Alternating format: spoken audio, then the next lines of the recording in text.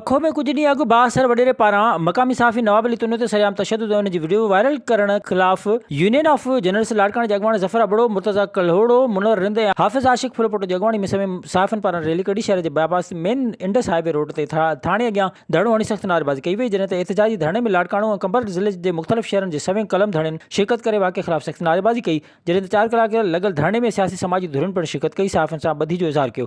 इन मौक़े ते लाड़काणे कराची मेन रोड ब्लॉक थियण सबबि ॿिन्ही तरफ़नि खां सवें गाॾियूं बीठी वियूं। इन दौरान पखो थाणे जो SHO ॻाल्हियुनि लाइ धरणे वारे हंधि पहुतो, जिते मछरल सहाफ़ियुनि संदसि घेराव कयो। धरणे खे यूनियन अॻवान ज़फ़र अली अबड़ो ॿिन ख़िताब कंदे चयो त सिंध में सहाफ़ियुनि ते तशद्दुद जा वाक़िआ बंदि न थी सघिया आहिनि जेसिताईं बदमस्त बावसर वडेरो गिरफ़्तार न थींदो। असांजो ही एहतिजाज तहरीक वारो सॾु मरहलेवार जारी रहंदो। ॿिए तरफ़ SSP जो हुकुम ते DSP मंज़ूर जोखो ॻाल्हियुनि लाइ धरणे वारे हंधि पहुतो। इंसाफ़ जी ख़ातिर कराइण बाद धरणो ख़त्म कयो वियो। विज़िट कयो अवामी आवाज़ मीडिया ग्रुप जी वेबसाइट awamiawaz.pk।